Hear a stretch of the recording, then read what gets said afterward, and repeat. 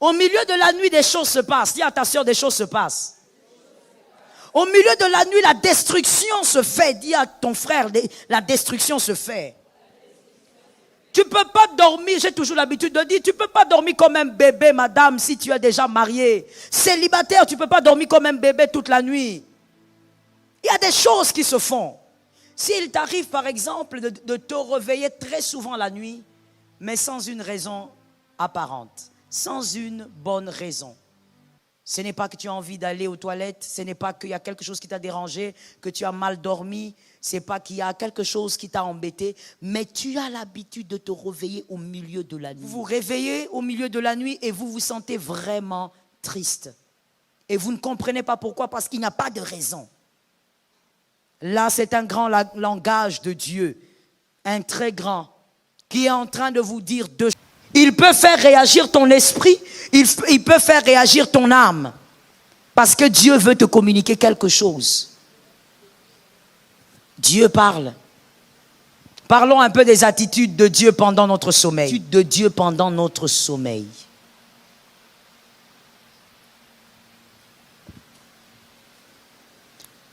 Il y a par exemple cette attitude. C'est Dieu qui réagit et Dieu fait aussi réagir ton corps ou ton âme et encore ton esprit. S'il t'arrive par exemple de te réveiller très souvent la nuit, mais sans une raison apparente, sans une bonne raison. Ce n'est pas que tu as envie d'aller aux toilettes, ce n'est pas qu'il y a quelque chose qui t'a dérangé, que tu as mal dormi, ce n'est pas qu'il y a quelque chose qui t'a embêté, mais tu as l'habitude de te réveiller au milieu de la nuit, très souvent.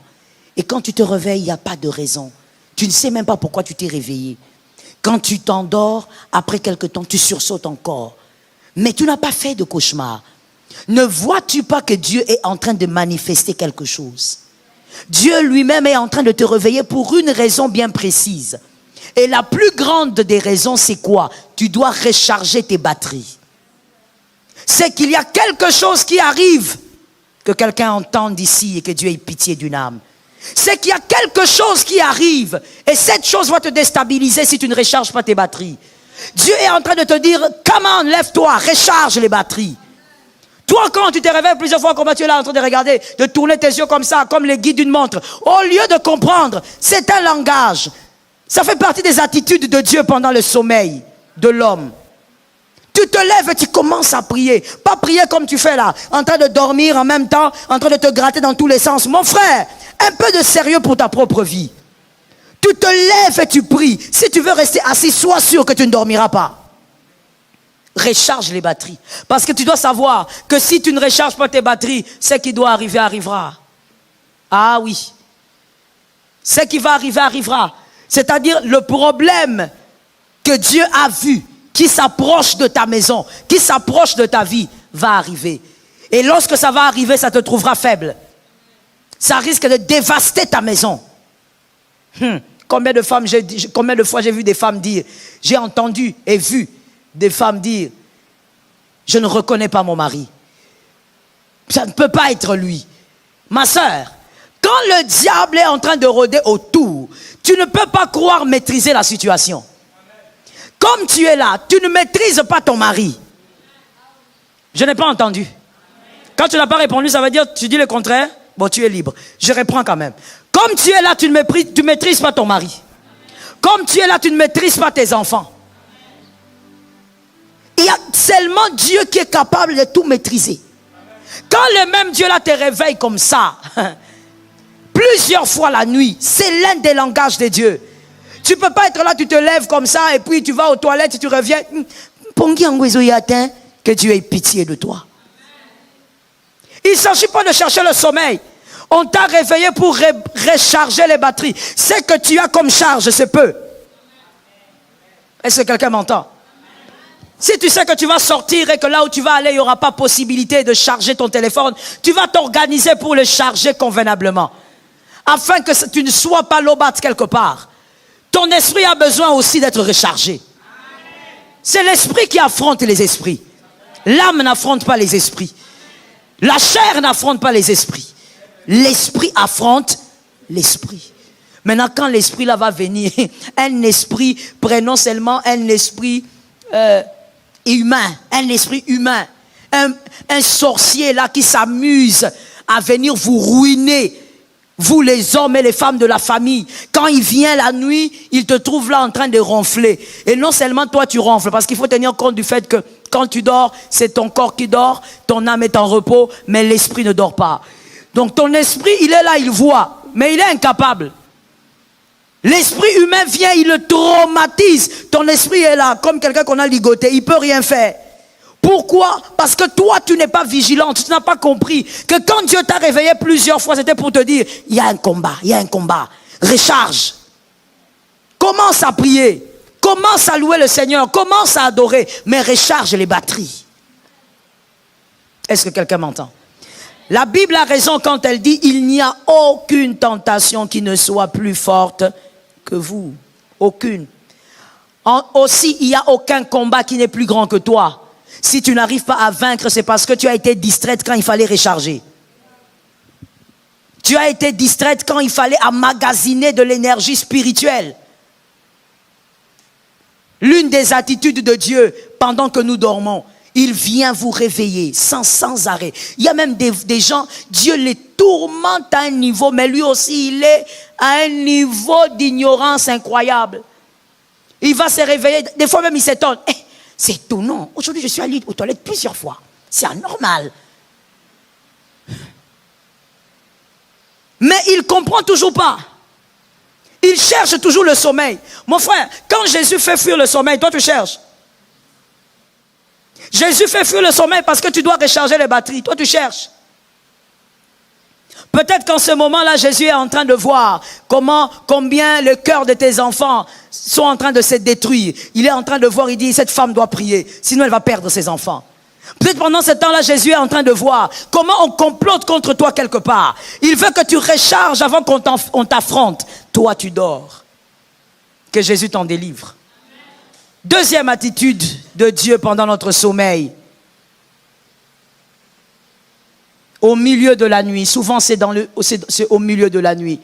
Au milieu de la nuit, comme même quand on a arrêté le Christ, c'était au milieu de la nuit. Au milieu de la nuit, vous constatez que vous avez une grande peur qui vous envahit. Vous n'avez pas reçu de mauvaises nouvelles, vous n'avez pas entendu quelque chose de traumatisant, mais vous sentez une très grande peur vous envahir, à l'occasion de rien du tout. Au milieu de la nuit. Soit une grande peur ou encore une très grande tristesse. Vous vous sentez très triste du coup. Vous vous réveillez au milieu de la nuit et vous vous sentez vraiment triste.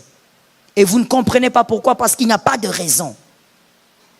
Là, c'est un grand langage de Dieu, un très grand, qui est en train de vous dire deux choses à retenir pour la vie et à écrire. La première chose, Christ est en train de vous dire, un deuil arrive. Et c'est inévitable. Quelqu'un d'important va tomber. Ou alors, Christ est en train de te dire, prie pour éviter ça. Mais en tout cas, il s'agit d'une mort. Une mort. Peut-être que pendant que Dieu t'a réveillé, dans le monde de ténèbres, on est déjà en train de ligoter une personne de ta famille, un membre de ta famille. On est déjà en train de condamner, on est déjà en train de dire, cette date ici, tel va mourir. Et on est en train de sceller avec des rituels. Dieu te réveille en même temps. Et quand tu te lèves, tu te sens très triste. Tu te poses même la question, pourquoi je me sens comme ça? Pourquoi j'ai mal comme ça? Parce qu'il y a quelque chose qui se passe ailleurs. Il y a une mort qui a été programmée. Que quelqu'un dise, cette mort programmée ne m'atteindra pas. Ce n'est pas seulement sur toi. Quand tu as dit ça là, c'est sur toute ta famille.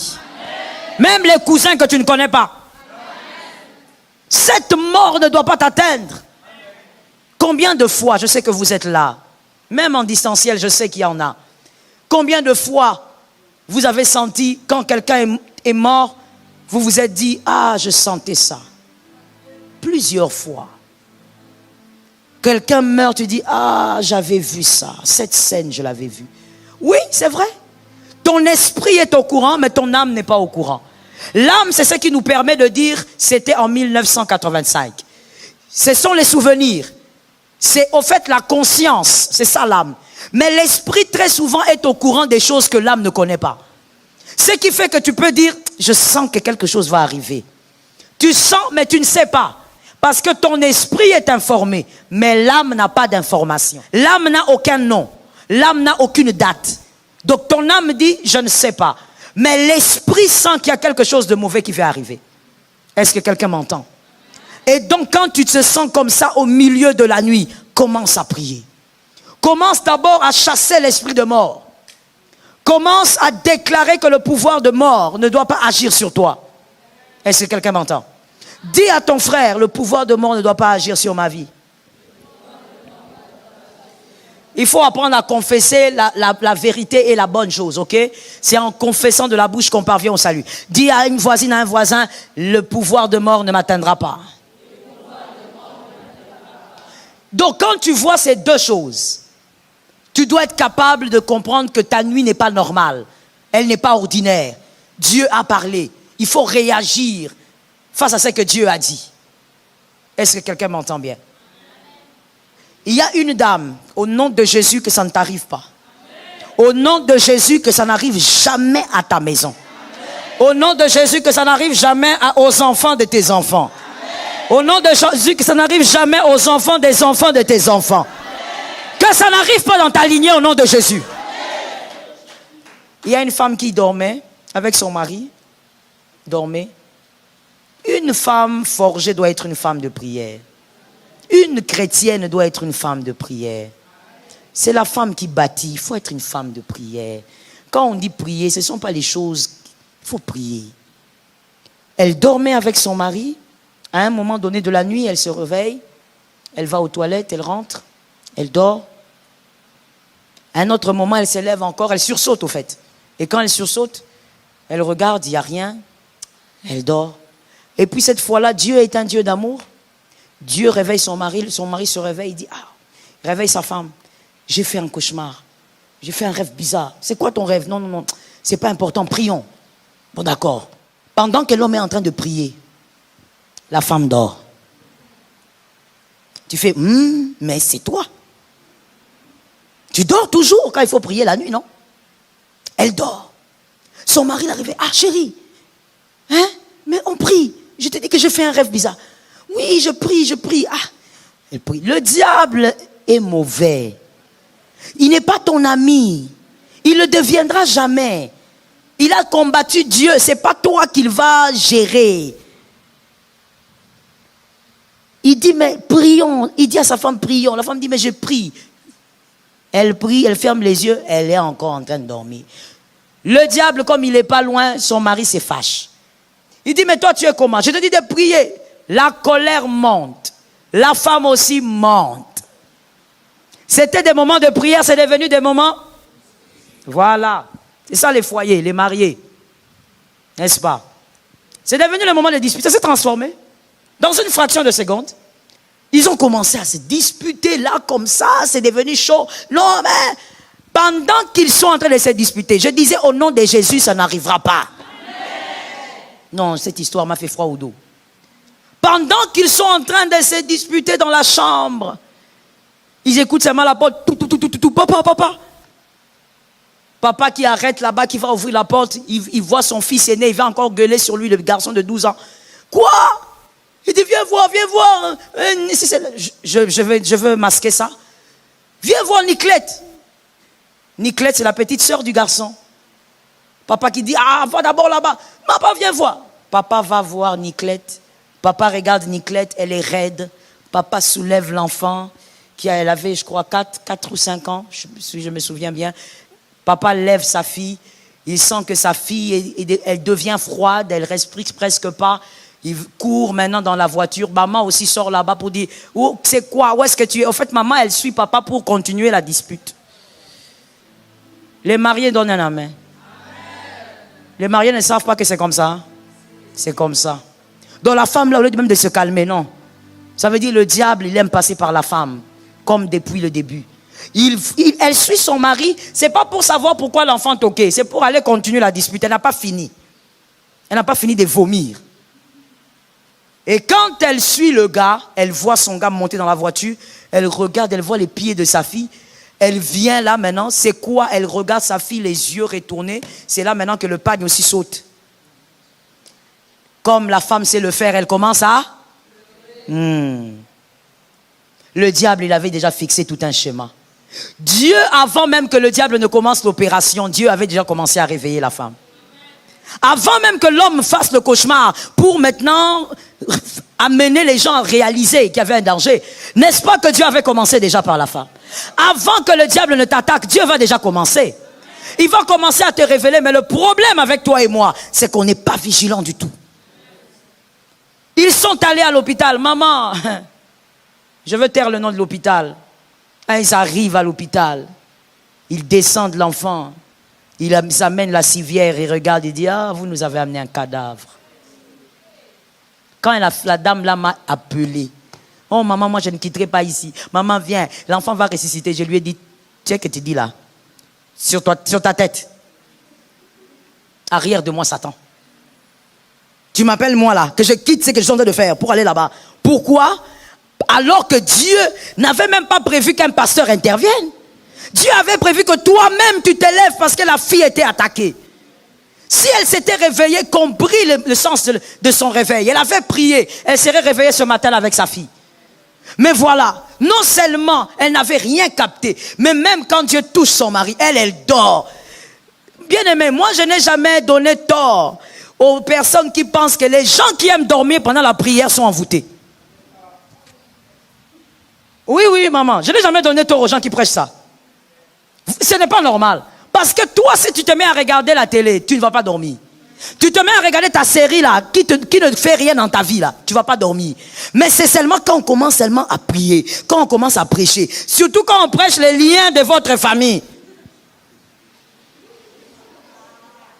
Tu cherches dans l'église la position, tu cherches la colonne la plus solide. Tu cherches, quand tu touches la moquette ici, tu dis, ça c'est dur. Tu vas près de la chair, tu t'étales là-bas comme si tu mets ton lonacé. Non, tu es en train de dormir. Certains sommeils sont des sommeils d'envoûtement. Comment ça? Toi, tu as déjà vu quelqu'un, on lui donne par exemple le contrat de travail. Et on veut l'engager, on lui donne son contrat, on dit signer. Il commence à dormir.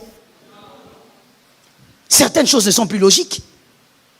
Il y a des sommeils bizarres, ma soeur.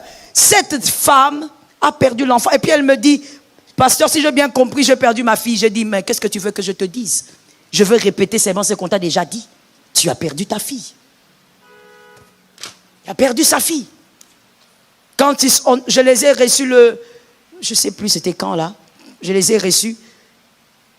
L'homme m'a dit, pasteur, j'ai du respect pour les hommes de Dieu.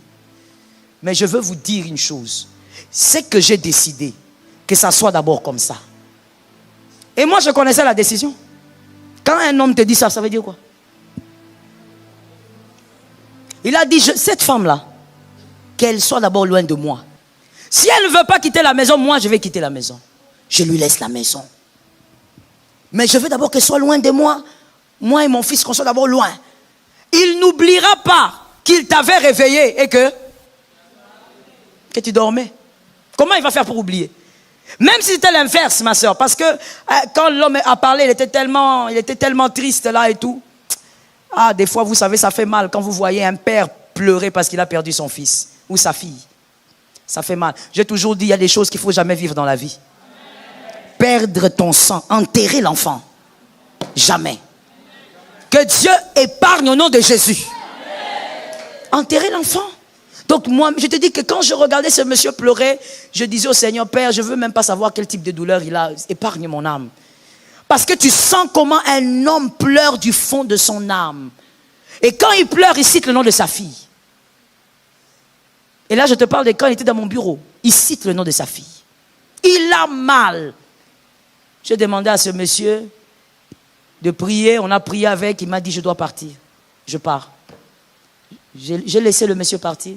La femme est en train de dire, maman, pourquoi il fait ça? Non, non, non, moi aussi j'ai perdu ma fille. J'ai dit ceci à la femme. J'ai dit, maintenant essuie d'abord tes larmes. On reste maintenant entre nous. Essuie tes larmes. Toi, tu crois que si c'était toi, c'est toi qui avais reçu une révélation. Tu avais réveillé ton mari pour prier. et qu'il avait fait ce qu'il avait fait, tu allais réagir comment? Je lui ai dit, des fois, il ne faut pas réagir parce que tu veux absolument tirer les draps de ton côté. Toi aussi, tu as perdu ta fille, c'est vrai.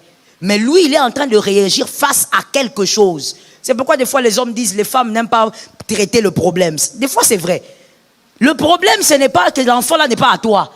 Le problème n'est pas celui-là. Le problème n'est pas le fait que vous deux, vous avez perdu l'enfant. Le problème est le fait que toi, quand on t'est réveillé, c'est ça le problème. Je lui ai dit, il faut un peu guérir de cette histoire-là, où on dit aux femmes, les femmes ne savent pas voir le problème en face. Il faut regarder le problème en face.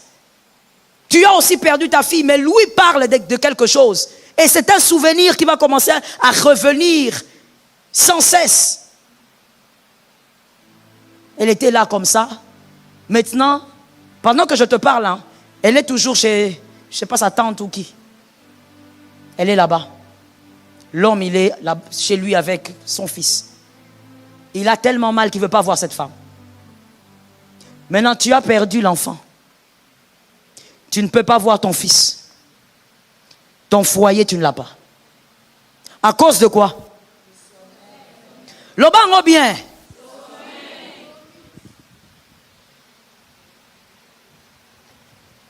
Certaines choses, quand vous voyez Christ martelé dessus, ça peut sembler ordinaire, mais c'est parce que le diable peut passer par là pour faire des dégâts.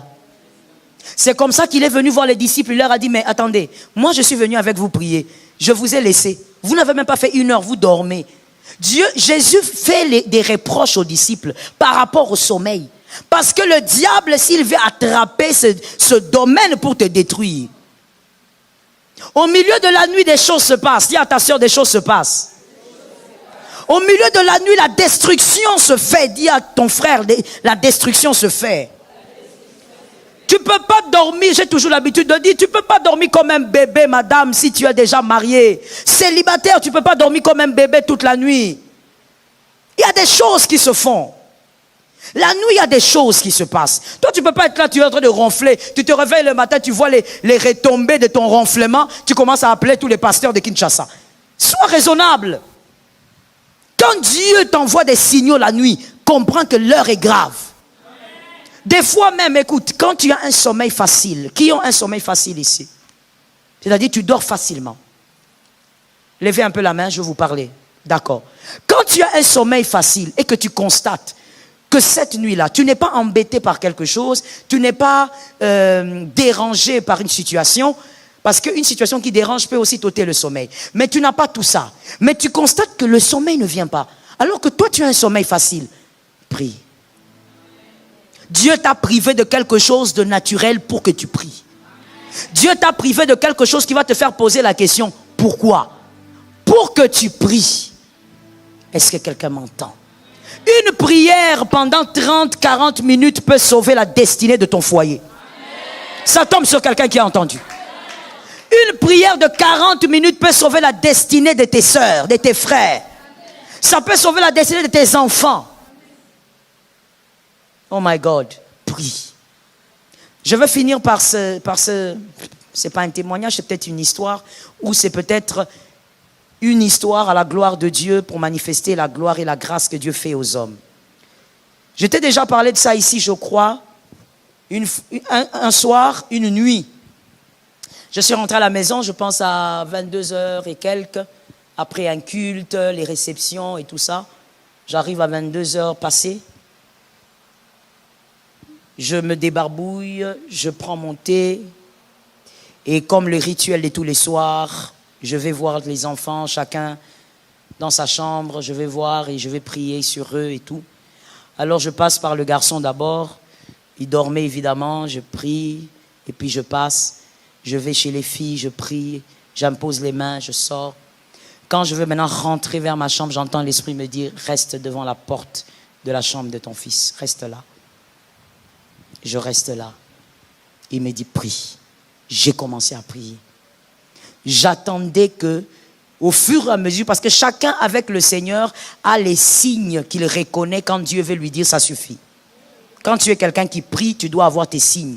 Quand tu sens ça, tu sens que Dieu veut te dire, c'est bon, tu as été exaucé. Alors j'attendais le signe. Je prie. Mais le signe ne vient pas. Je continue de prier. À un moment donné, j'ai senti mon esprit vouloir dire autre chose. J'ai suivi les mouvements de l'esprit. J'ai commencé maintenant à entrer dans les déclarations d'autorité. Parce que quand on dit des paroles d'autorité, on ne prie pas. La prière, on la fait à Dieu. Quand on dit je chasse les démons, ce n'est pas une prière. C'est une déclaration d'autorité. Je suis entré dans les déclarations d'autorité. Mon frère, ma soeur, j'ai carburé comme ça. Le Seigneur m'a amené comme ça, sans stop jusqu'à 1h. 22h et quelques, jusqu'à 1h. Là, debout devant la porte. Et avec le Saint-Esprit, ce qui est agréable, c'est que quand il te donne l'instruction, que tu commences à prier, c'est pas que tu pries, tu penses à la tante, tu penses à ton mari là-bas, non, tu es en prière, ton esprit est en prière. La fatigue part. Tu vas même t'oublier, tu vas oublier même que le corps est là. Tu parles, et à un moment donné, j'ai senti une paix. J'ai dit Amen.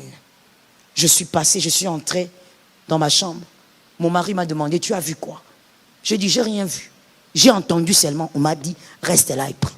Et pendant que je priais là aussi, je ne voyais rien. Dieu aussi m'avait rien dit d'autre. Quand je suis allé dormir, le même jour, après quelques temps, parce que moi j'ai un sommeil très difficile, j'ai dormi à je ne sais pas quelle heure, quand je me suis assoupi, le Seigneur m'a dit, regarde maintenant. Et je vois devant la porte de mon fils, je vois un être debout.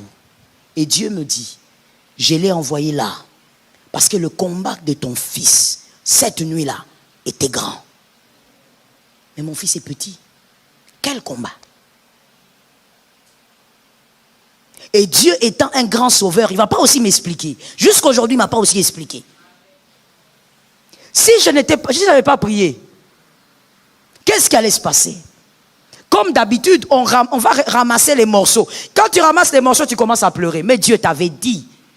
Dis à un voisin, une voisine, la vigilance.